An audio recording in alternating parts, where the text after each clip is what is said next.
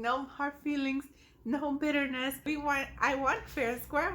Hi, I'm Joy and welcome back to She Builds Her Home. In this channel we discuss productivity, positivity, as well as homemaking. Today's video is a continuation to the prior video about how to stop fighting with your spouse. These tips can help just about anyone to stop fighting with their spouse. I mentioned in the last video's description box about how these tips are only if you're not in an abusive relationship. If you're in an abusive relationship, please consult with your church. If you go to one, get to safety as soon as possible. If you need some resources, I'll link them down below. Otherwise, let's jump right in.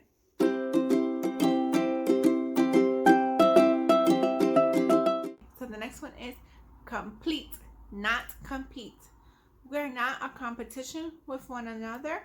We are a team. So let's make sure to act like one. We're to complete each other, complementary pieces, completing, not fighting, not competing. Well, I did this and you didn't do that. No, this is an evil trick from the enemy.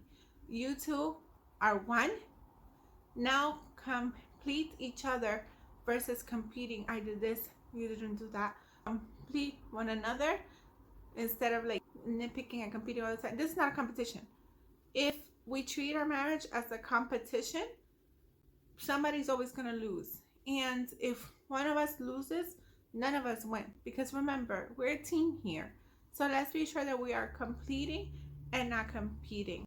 When we complete instead of compete, we recognize that the person is not the problem. They are not our enemy. We are not at war with them.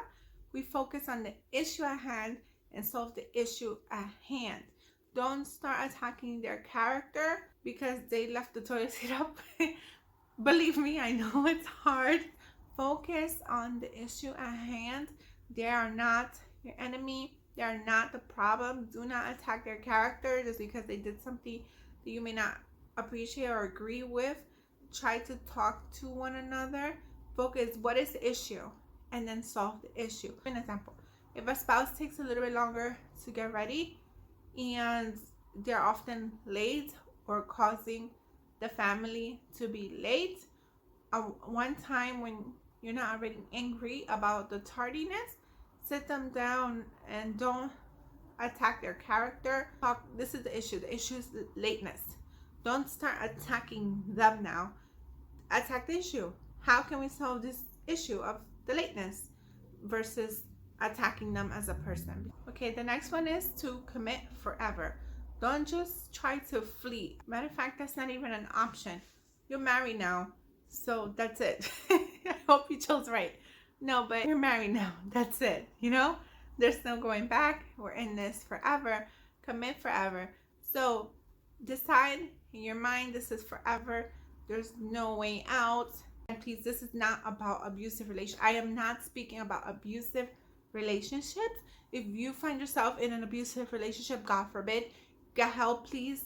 Like right now, if you're part of a church, talk to your church. It is biblical to speak to the elders in the church, and God forbid if they don't listen, even the pastors.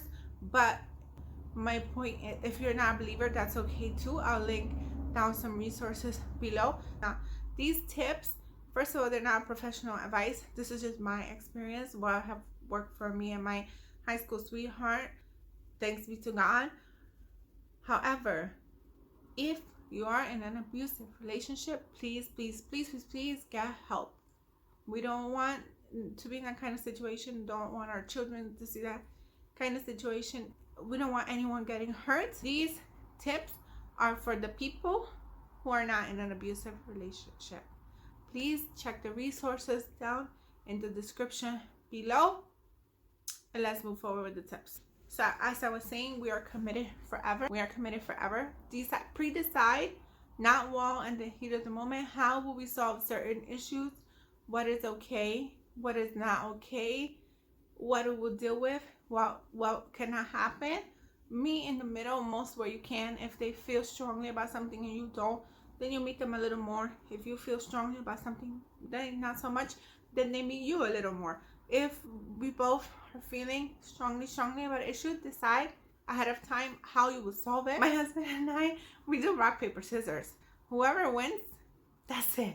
You know, like no hard feelings, no bitterness. I want fair and square. He won fair and square. By God's grace, that worked for us. Either way, this is not a bickering, fighting matter. No manipulation. No, my way, my way, my way. It's not my way. It's not your way. It's now our way. Commit forever. And choose ways on how you will decide when problems arises. Don't plan for if. God willing, they never come. But have a plan just in case they do come. Find yourself prepared and it will not put strain on your marriage. The next one is to remember your vows. Are you going to let petty fights or even big fights get in the way of your marriage? I hope not. We're in it for the long run. So we better find some way to get along. Remember your vows. Remember why you decided to get married. If you're a believer, put God in the center of your marriage. Refer to the Bible. Every time you guys may have a disagreement, not seeing eye to eye, what does God say to do in these situations? If you're not a believer, you can also remember your vows. Remember you committed to this man forever and ever, for better or for worse. So let's stick it through and remember our commitment. Find ways to make the situation better. What these tips mentioned before or even in the previous video. But remember your vows. Do not violate them in any kind of way.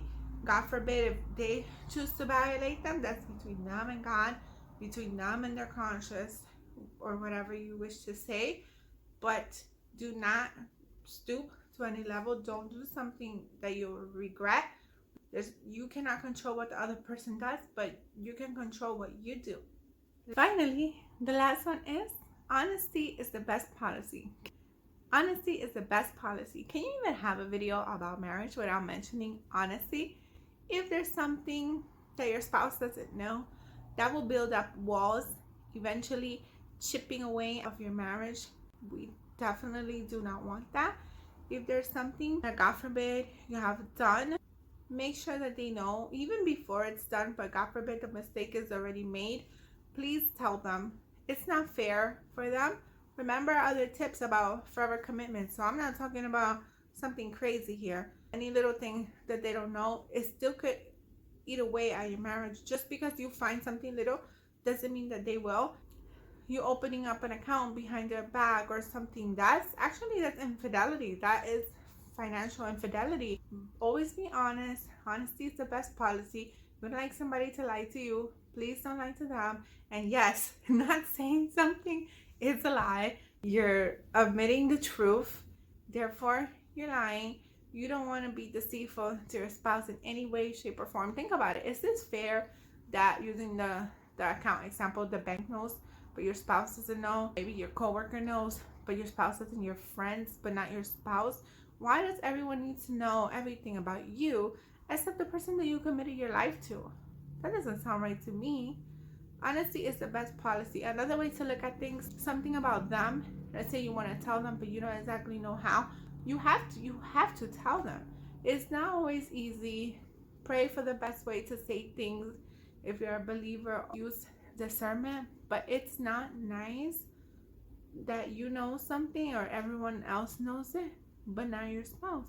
There's always a way in which you can say something in a nice way. God forbid if their mouth smells or something that they're doing. You are their number one. You are on their court.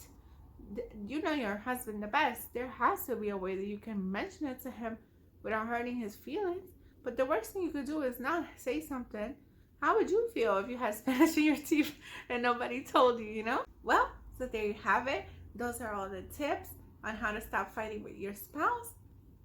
If you like what you saw, be sure to like, comment, and subscribe. Also, share this video if you know somebody that needs to stop fighting with their spouse. Please click here if you want to see the last video on more tips how to stop fighting with your spouse. Until next time, to God be the glory. Bye.